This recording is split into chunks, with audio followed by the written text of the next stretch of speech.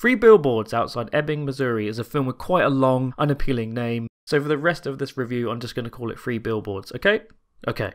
Three Billboards is directed by Martin McDonagh, who hasn't done too many films, but you might know him from his work as a writer and director on In Bruges, starring Colin Farrell in 2008, a film that's regarded as a cult hitman film, and Seven Psychopaths in 2012, also starring Colin Farrell, but also had Woody Harrelson and Sam Rockwell in it, which are in this film. But sad to say, sorry Colin, you're not in this film, but don't worry, Martin McDonagh still loves you. Three Billboards tells the story of Mildred Hayes, played by the brilliant Frances McDormand, a divorced mother with an angry, relentless, yet snarky attitude, taking matters into her own hands after discovering a severe lack of progress in the investigation of rape and murder of her teenage daughter Angela. There are many angles to the film. You have the confrontations between Mildred and the Ebbing Police Department, her ex-husband, and even poor Red Wilby, played by Caleb Jones, who's just a guy doing his job working at Ebbing Advertising. With all these different angles and movements, they all tie together nicely to the one thing, which are the billboards, which Mildred discovers at the beginning of the film and uses what money she has to try and pay for them outright for a year, displaying a nasty yet truthful message to the police in order to get their attention and ignite the flame for the film. Speaking of the police, there are two key characters in the department. You have Sheriff Bill Willoughby, played by Woody Harrelson, a calm, understanding man with a heart of gold, and Officer Jason Dixon, played by Sam Rockwell, who's a bit of a goofball. He does things without thinking, but he has the right intentions, even though he should really stop taking advice from his mother he lives with and live his own life. These three characters, Mildred, Sheriff Bill Willoughby, and Officer Dixon, serve as the pillars, or billboards, if you will, of the film, and are portrayed brilliantly. All characters come off as real, believable people, even the supporting characters too, to be honest, such as Peter Dinklage's character, James, who is played more for comedic relief, but they all get their own moment to shine, and this is thanks to the care and consideration of the character development built throughout. And this is no more evident with Sam Rockwell's character, Officer Jason Dixon, who starts off as a total prick sometimes, but really hits his stride and has a great character curve towards the end of the film. With great character development comes great writing, and both of these work in tandem in the film in order to help flesh out each character. Something to note is that there's quite a lot of swearing in the film, and when I watched the trailer I thought, yeah, this is a billboard film with a fun romp, but the amount of swearing in the trailer just really put me off, and it was coming off too vulgar for my taste, but I was wrong. Having watched the film, all the swearing was used in effective ways, and if anything, it just elevated these characters and just frankly showed that Mildred Hayes is just a badass and just doesn't give a f***. This reporter, for one, hopes this finally puts an end to the strange saga of the Three Billboards Outside. This doesn't put an end to shit, you fucking retard. This is just a fucking start. Why don't you put that on your Good Morning Missouri fucking wake-up broadcast, bitch? There's even a moment where Woody Harrelson's Sheriff Willoughby gets to deliver a line that states "This means war" about Mildred's actions, which not only sent shivers down my spine with his excellent delivery, but it also made me think, is this film going to transition into Planet of the Apes now? Are we going to start seeing Caesar and Woody Harrelson shave his head? I don't know.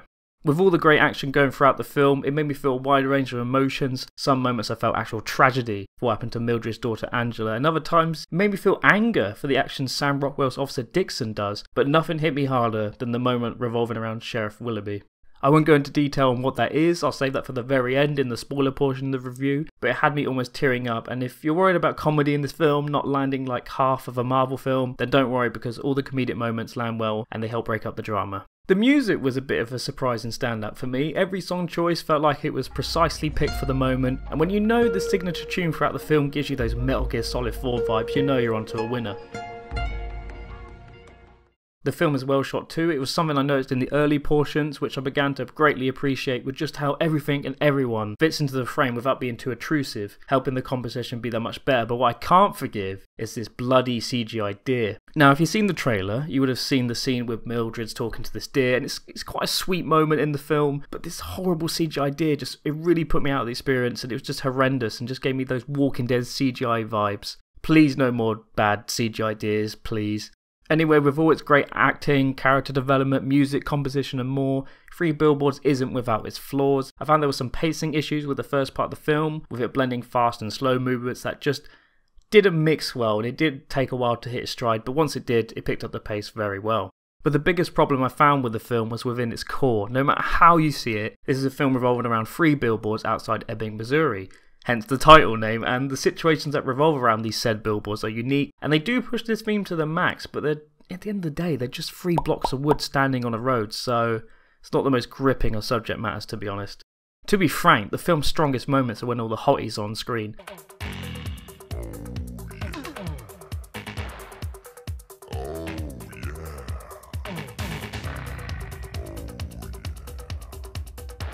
Shout out to all the hot mamas out there, because Sheriff Willoughby's wife, Anne Willoughby, played by Abby Cornish, is just one hot mama. Jokes aside though, the drama between the characters revolving around these billboards is what I wanted more in this film. Perhaps a bit more on the Angela Haynes case, the relationship between Mildred and her ex-husband, or maybe even just more about Mildred's son's interactions at school, just something. Regardless, Three Billboards Outside Ebbing, Missouri is almost a great film. I want to say it's a great film, I really do. And even though it did try its best with the subject matter, this is still a film about three billboards. And after this review, I never want to say that word ever again, with the amount of times I've already said it, so I don't like giving half scores or decimals, but Three Billboards Outside Ebbing, Missouri gets a 7.5 out of 10.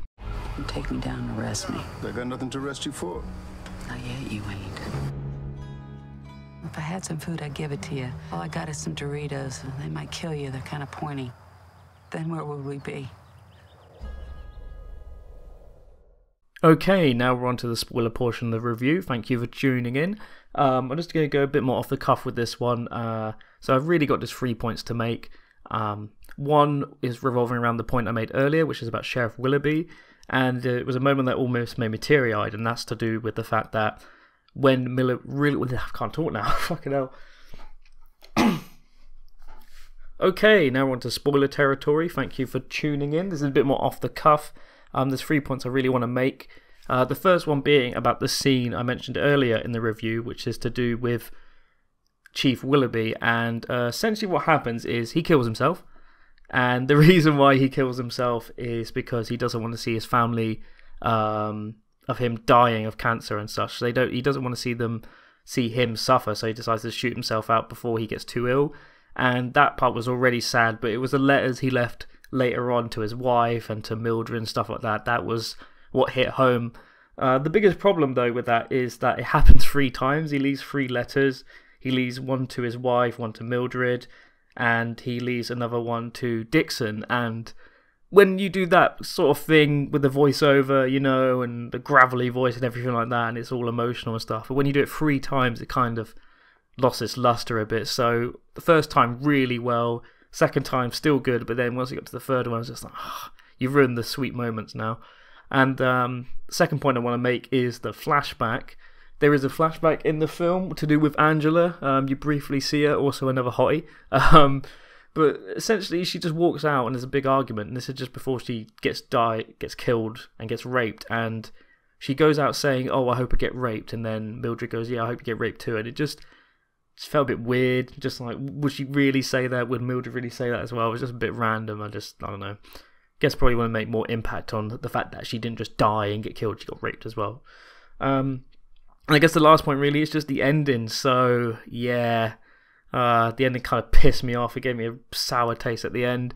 It's another one of those sort of left for interpretation endings, which is fine, but I just felt it could have done a bit better. You know, Mildred and Dixon, they're driving off, and they decide, okay, we're going to go and find this guy who they think might be the person who raped and murdered Angela, but they're not entirely sure, so they decide to place a bet on it, and they just drive off. But there was just no impact. There was no, like,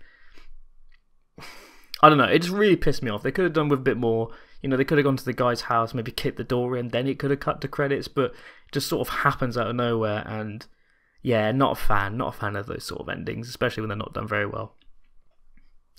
But either way, I hope you enjoyed the film review of Three Billboards Outside Ebbing, Missouri, and catch you later.